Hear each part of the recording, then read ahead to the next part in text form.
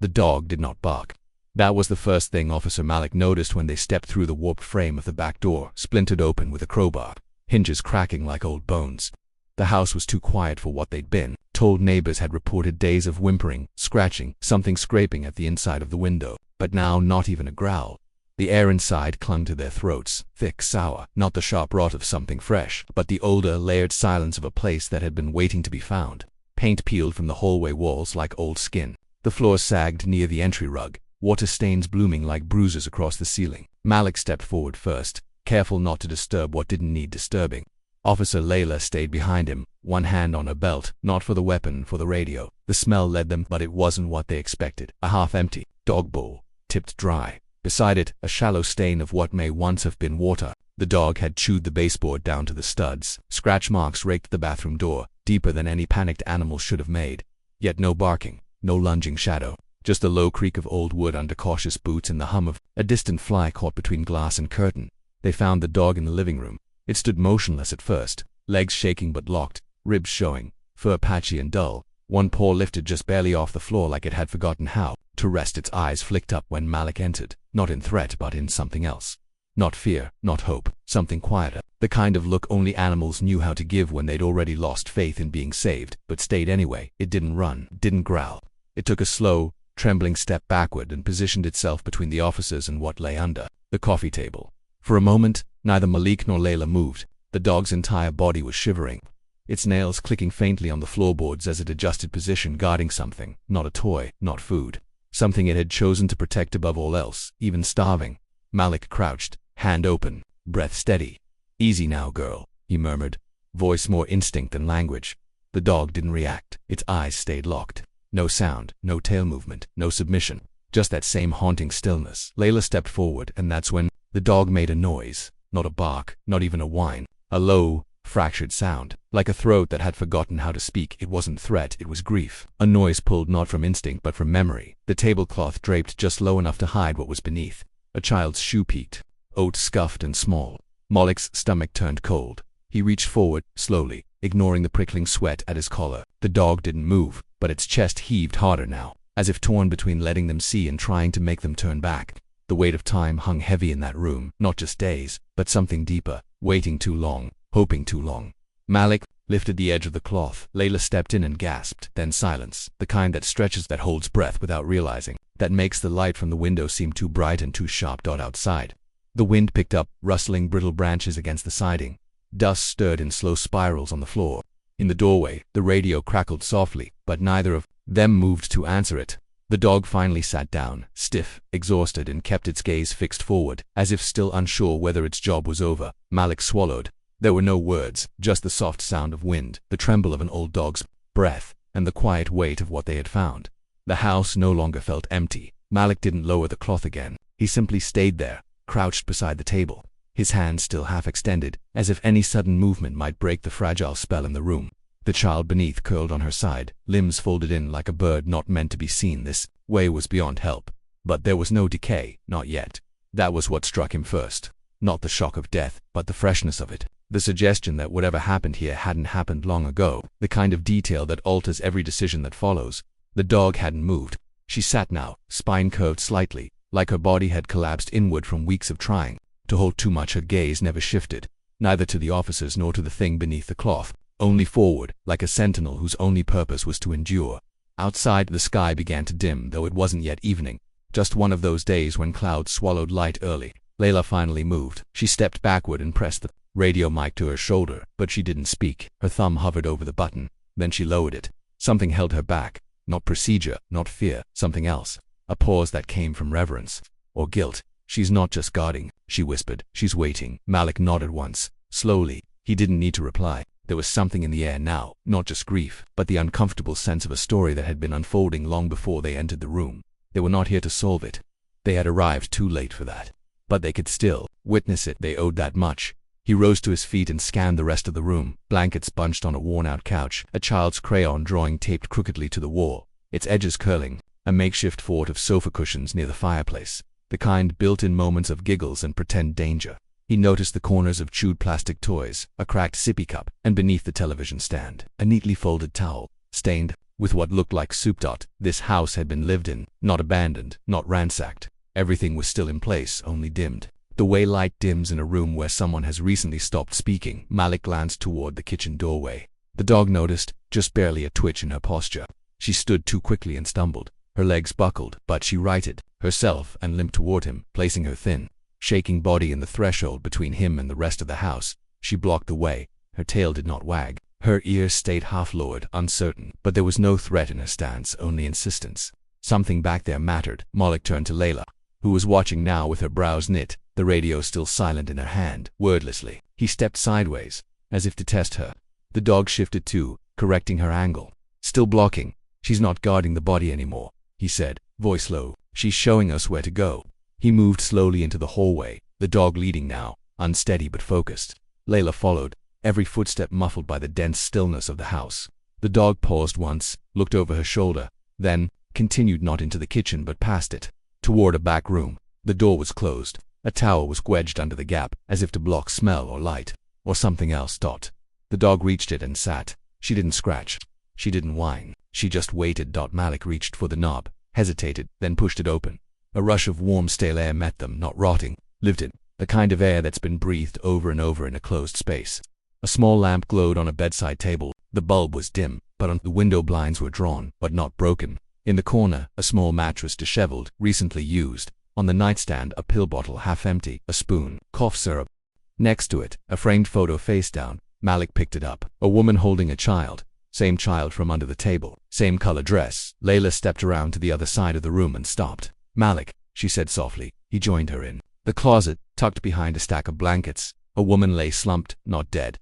Her breath was shallow, but there, eyes half open, skin pale, mouth dry, barely conscious. She had crawled into darkness to hide, or to escape, but the dog hadn't let go. She had stayed. Malik moved quickly, kneeling beside the woman, checking her pulse, calling Layla to alert dispatch. The room filled with action now, quiet but urgent, and the spell broke. The dog had not entered the room. She sat in the doorway, gaze fixed, unmoving, watching. Outside, the wind began to rise, not violent, but insistent, pushing dry leaves across the yard, rattling the loose pane in the hallway window. Shadows shifted along the wall, and in the silence between radio bursts and footsteps, a single question pressed in. How long had she been waiting? The house no longer felt empty. And yet, no one moved. The air inside had thickened, suspended in that moment, the child's shoe under the table, the dog's sunken ribs rising and falling in shallow rhythm, the hum of a fly bumping helplessly against the windowpane. Malik remained crouched, fingertips just brushing the frayed hem of the tablecloth. The silence was not peaceful. It was too dense, as though the walls themselves had been holding their breath for days. Layla finally shifted, a slow, deliberate movement, like a diver breaking the surface. She turned and stepped quietly toward the far hallway. No words passed between them. Malik stayed beside the dog, who still had not blinked. In the hallway, doors stood half-closed. One was held open by a broken plastic toy. Another had deep claw marks at the base. Not like the front door, these were different, frenzied, as if the dog had tried, again and again, to get through. Layla paused at the third door, the bathroom. Something in the air changed there. Not the smell, not the light, but the feeling, like walking into the past, too slowly. She opened it with care. Inside, the mirror was fogged even though the air was dry. The tub was half full, water long gone stale, covered with a thin film that broke like skin when the air moved. Children's shampoo, bright pink, had been knocked into the basin. Toothpaste hardened on the edge of the sink. And above all of it, a calendar, 3 weeks behind, a red circle around a date that had clearly come and gone. Layla didn't need to speak. She stepped back into the hallway and shook her head once. Whatever had happened, it had happened slowly. Back in the living room, Malik lowered himself to the floor, sitting cross-legged just a few feet from the dog now. The creature's breathing was uneven, but it hadn't moved since they arrived, not toward them, not away. Just that same fixed position, guarding, waiting. He reached slowly into his vest and pulled out a protein bar, unwrapped it with care, broke off a piece, held it in his open palm and laid it gently on the floor between them. The dog didn't move. Malik didn't push. He just watched and waited. A long minute passed.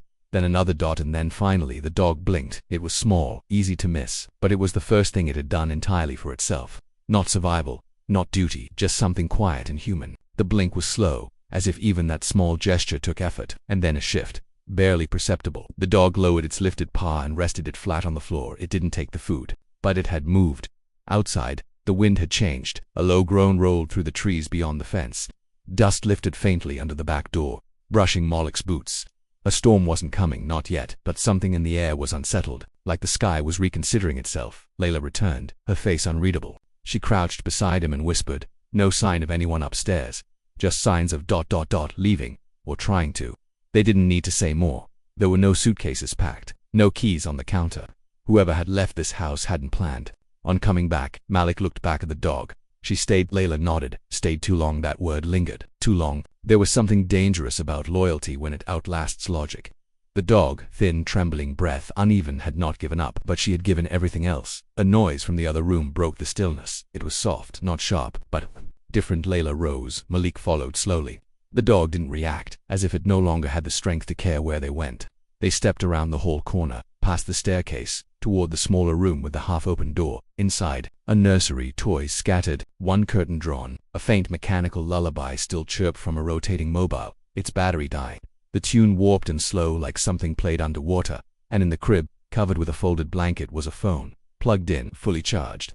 Left behind, Layla picked it up. Her fingers hovered over the screen. She didn't need to unlock it. The screen was already open. A message sat there, one that hadn't been sent. A draft, the kind that someone had typed in a moment of fear or confusion but never followed through. "I don't know what to do. I can't stay. I left food for her. I'll come back, please." The timestamp was 3 days ago. Neither officer spoke. Malik stepped back into the hallway, returning to the living room. The dog was now lying down, curled eyes still open, but something had shifted in its posture, as if the tension holding its body like wire had finally loosened. The bar of food remained untouched, but her chest rose and fell with a little more ease. She had done what she stayed to do. She had waited, guarded, mourned. Now she watched. Malik moved closer, sat again, and this time very slowly. The dog turned her head, not much, but enough to look at him. From outside came the faintest sound, a car slowing down, then idling, the creak of a gate. Voices not yet close. Something was approaching, whether danger, relief, or just the next layer of truth. They couldn't yet say. The dog raised her head and listened. Malik didn't speak, neither did Layla. They stood there, caught in the breath between two worlds, the one outside where people went on with their lives, and this one, inside the house, where time had knotted itself around a starving dog, and what it had been, guarding the dog, had not taken its eyes off them. Even as it sat now, shaking, its gaze stayed locked, not defiant, but tethered, as if it had made a vow to something beneath that coffee table, and wasn't sure whether the promise had been kept or broken. The room seemed smaller with the truth exposed, and neither officer moved closer, as though proximity might make it more real. Outside, the wind scraped along the windows, not loud, just enough to feel like breath against glass. Layla finally crouched, the soft creak of her knees drawing the dog's eyes. She reached slowly, not for the dog, but for the tiny, dust-covered frame lying near the shoe. A child's drawing. Paper stiff from age, colors faded, a crayon. Sun, a dog, a stick figure with brown scribbles for hair. To Rumi, it read in uneven handwriting, "Thank you for protecting me." The name caught Malik off guard. Rumi, not a child's name. The dog's. His eyes flicked to the collar, cracked and nearly threadbare, barely legible, but there it was. That explained why the dog hadn't barked. She wasn't warning them off. She was waiting. Layla didn't look up. "We need to find out who lived here." Malik nodded, though his throat felt too tight to answer. He scanned the room again, the small things standing out now. A soft blanket folded with surprising care on the edge of the couch. A child's sippy cup turned on its side. The way the chair near the wall was angled just slightly, as if someone had been watching. Sitting, waiting, for longer than they were meant to. He stepped into the kitchen. A calendar hung on the fridge, pages unmoved since May. One square circled in red, "Ava's last dose," it said, and beneath it, "Don't forget Rumi's food." He opened a drawer. Expired pills, a child's inhaler, empty. Another drawer, vet receipts, 2 years old. Malik's hand hovered over a faded envelope addressed in messy cursive. "To whoever finds her, please believe she tried." His heart sank before he could fully understand why. He turned back toward the living room and found Rumi standing again, unsteady but purposeful. She looked not at him this time, but toward the hallway, and then she walked. Layla rose and followed, and Malik fell in behind her. The dog's legs buckled once near the bathroom door, but she kept going, pressing her nose against a closed bedroom. No scratching this time, just a soft whimper. Malik reached for the knob. It turned easily. The air in the room was heavier. Dust motes swirled in the slant of late afternoon light through torn curtains. A child's bed sat against one wall, sheets wrinkled, the stuffed animals arranged around the pillow in a crescent, like they'd been placed there with deliberate comfort.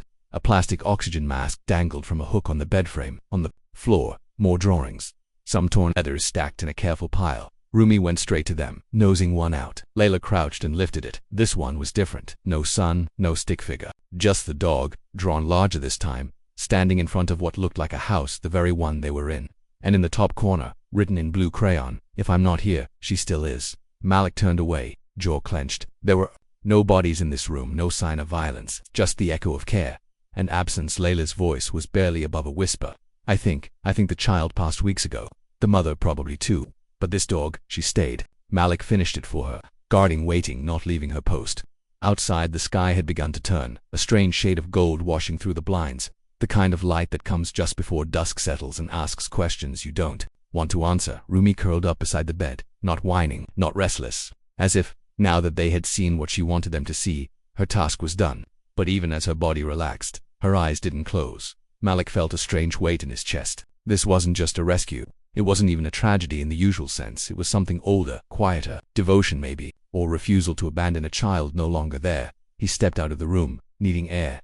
The hallway felt narrower now. The wind had picked up outside, brushing dead leaves across the broken threshold. As he reached for the radio, a faint sound rose behind him, a second whimper, not from Rumi, something softer, from beneath the floorboards. He froze. Layla looked up sharply from the bedroom, her eyes locking with his dot, and from deep below the boards, the sound came again. Not a dog, not human, small, raw, alive. Malik crouched without a word, pressing his ear closer to the worn floorboards. The sound came again, faint, muffled, but unmistakable. It didn't belong to memory or echo. It was real, a small cry, fragile and alive. The floor beneath him was soft with age, warped near the vent. He glanced at Layla, who had already moved to the hallway closet, dragging aside old blankets and forgotten shoes to reveal a loose panel near the baseboard. Together they worked, in silence, no radio chatter, no words to explain what they were doing. The tools came from Malik's belt, the movement slow and careful. Dust stirred as they lifted the panel, revealing a shallow crawlspace barely wide enough for a grown man's arm. The smell changed again, not rot, but warmth, damp, wool, cloth, and under it, movement. Layla reached in first. Her hand trembled, then stilled. She drew back slowly, something bundled against her chest, a baby, wrapped in a moth-eaten blanket, thin, impossibly light, skin pale, lips dry, eyes squinting at the sudden shift of light. A live dot, not crying now, just blinking, breathing. Rumi stood nearby, unmoving. But her ears twitched. She stepped forward once, then paused, her body pulled taut between exhaustion and something deeper. Malik looked at her, realizing what had been unspoken all along. The child hadn't been alone. Not truly. Not for all these days. Somehow, impossibly, Rumi had stayed curling herself over the vent at night, guarding the one thing she hadn't lost, letting herself starve so the child might stay warm a little longer. Not instinct, not training. Something else. Love, maybe. Or the last echo of a promised. An ambulance came. Soft lights, quiet urgency.